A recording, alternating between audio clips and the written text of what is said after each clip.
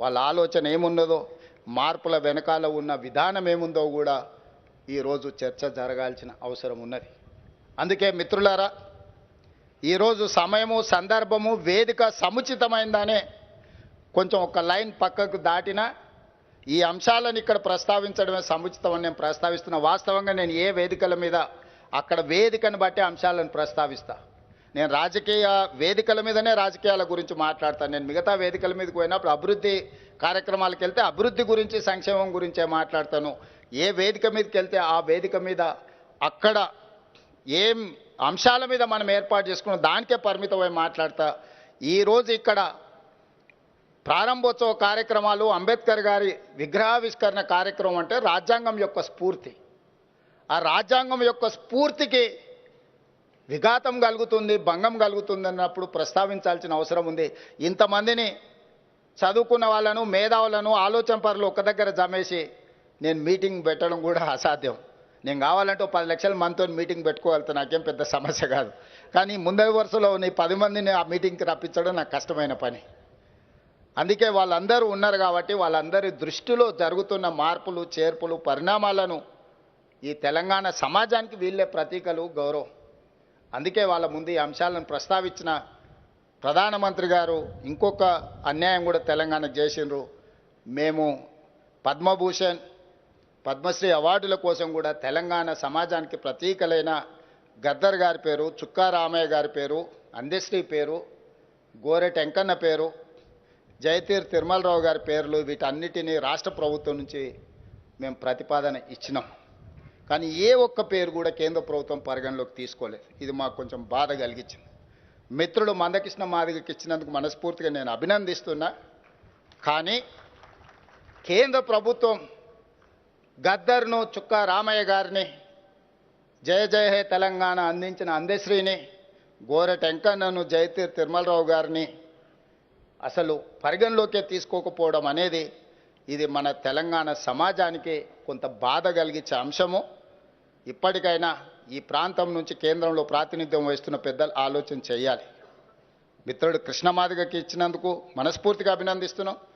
సమాజంలో ఉండే చాలా రుగ్మతల మీద చాలా సంవత్సరాలుగా పోరాడిండు.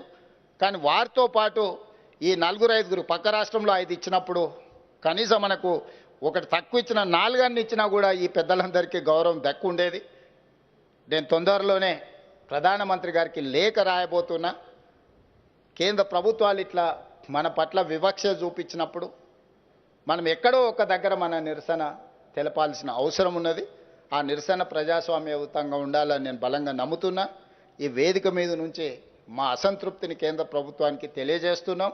తప్పకుండా కేంద్ర ప్రభుత్వానికి ఈ అంశాల మీద రాష్ట్ర ప్రభుత్వం లేఖ రాస్తుంది.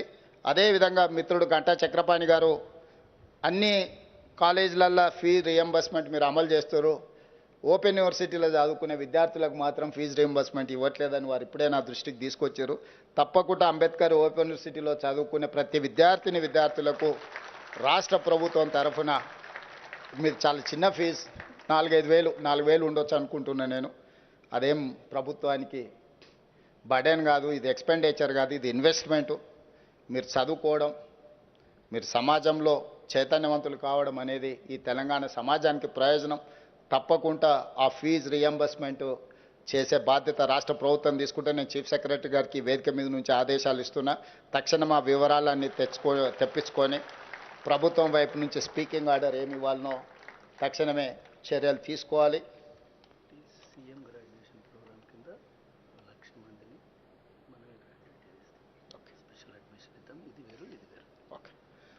అదేవిధంగా సీఎం గ్రాడ్యుయేషన్ కింద 1,00,000 మందిని గ్రాడ్యుయేషన్ ప్రోగ్రామ్ చేస్తామని వైస్ ఛాన్సలర్ గారు చెప్తున్నారు.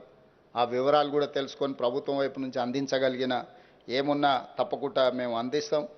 ప్రొఫెసర్ రామరెడ్డి గారి కుటుంబానికి సంబంధించిన విషయాలు కూడా వారు నా దృష్టికి తీసుకొచ్చారు. తప్పకుండా ఈ విషయాలన్నిటిని కూడా పరిగణలోకి తీసుకుంటాం.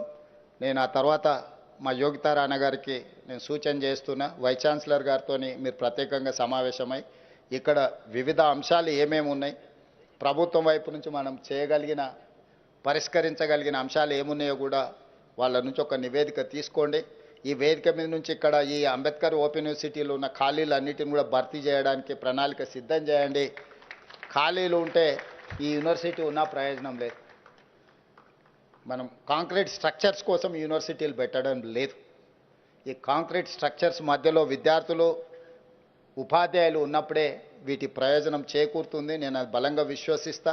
Not only Ambedkar open university, other universities కూడా వీటన్నిటిని వేకెన్సీలు ఫిలప్ చేయడానికి, అదేవిధంగా ప్రొఫెసర్ల వయసును కూడా నాకు పెంచాలన్న ఆలోచన ఉంది. ఇప్పుడు మరి 61 సంవత్సరాలు ఉన్నట్టుంది, దీన్ని 65 సంవత్సరాలకు 65కు చేయాలన్న 60 ఉందా, 60 సంవత్సరాలు ఉంది. ప్రొఫెసర్ల వయసును కూడా 65 సంవత్సరాలకు పెంచాలన్న ఆలోచన నాకు ఉన్నది. తప్పకుండా వాళ్ళ అనుభవాన్ని యూనివర్సిటీలలో మేము వినియోగించుకుంటాం.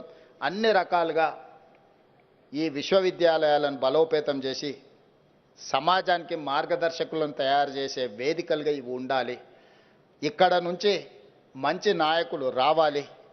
ఒకప్పుడు ఈ దేశాన్ని పరిపాలించగలిగిన చట్టాలు చేసిన వాళ్ళు మన ఉస్మానియా కాకతీయ యూనివర్సిటీల నుంచి వచ్చిండ్రు. సమాజంలో ఉన్న సమస్యల మీద పోరాటం చేసిన వాళ్ళు వచ్చిండ్రు. ఉస్మానియా యూనివర్సిటీని పివి నరసింహారావు గారు, జయపాల్ రెడ్డి గారు ఎట్లొచ్చిండ్రో గద్దర్ కూడా అక్కడి నుంచే వచ్చిండు.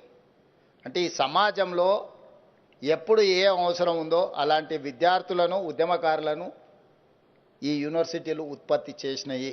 రేపు భవిష్యత్తులో కూడా అలాంటి పరిస్థితులు, అలాంటి విద్యార్థులు ఈ యూనివర్సిటీల నుంచి రావాలని నేను బలంగా కోరుకుంటున్నా. ఈ యూనివర్సిటీల నుంచి చైతన్యంతో వస్తేనే ఆటుపోట్లకు తట్టుకొని నిలబడతారు. వ్యాపారాలు చేసి అక్కడి నుంచి రాజకీయాలకు వస్తే లాభం ఎంత నష్టం ఎంత లెక్కలు వేసుకొని తూకం వేసే పరిస్థితి ఉంటుంది. ఈ పరిస్థితి పోవాలంటే యూనివర్సిటీల నుంచి విద్యార్థి ఉద్యమకారులు, విద్యార్థి నాయకులు కూడా రావాలి అని కోరుకుంటూ మరొక్కసారి మీకు అందరికి కూడా గణతంత్ర దినోత్సవ శుభాకాంక్షలు తెలియజేస్తూ మీ అందరి దగ్గర సెలవు తీసుకుంటున్నాను. ధన్యవాదాలు మిత్రులారా. గౌరవ ముఖ్యమంత్రి వర్యులు రేవంత్ రెడ్డి సార్కి ధన్యవాదాలు. ఇప్పుడు వెంటనే మన గంటా చక్రపాణి గారు మన యూనివర్సిటీ పక్షాన, మనందరి పక్షాన ఒక చిన్న సత్కారాన్ని వారికి ఏర్పాటు చేశారు. దానితో అంగీకరించవలసిందిగా ప్రార్థన. గౌరవ ముఖ్యమంత్రి వర్యులకి ఒక శాలువతో సత్కరించి జ్ఞాపికను బహుకరిస్తారు. క్షమించాలి పెద్దలు, మా యూనివర్సిటీ వ్యవస్థాపక వైస్ ఛాన్సలర్ గారు, ఈ తెలంగాణ సమాజానికి విద్యా దిక్సూచిగా ఉన్నటువంటి ప్రొఫెసర్ రామిరెడ్డి గారి సతీమణి గారు ప్రమీల రామిరెడ్డి గారు ఉన్నారు. అదేవిధంగా వారి కుమార్తె కూడా అమెరికా నుంచి వచ్చి ఉన్నారు. వారిద్దరిని వేదిక మీదకి తీసుకురావాల్సిందిగా ప్రొఫెసర్ పల్లవి కాబ్డే గారిని కోరుతా ఉన్నాను. ప్రమీల రామిరెడ్డి గారికి ముఖ్యమంత్రి గారి చేతుల మీదుగా వారిని గౌరవించవలసిందిగా వారిని కోరుతా ఉన్నాను.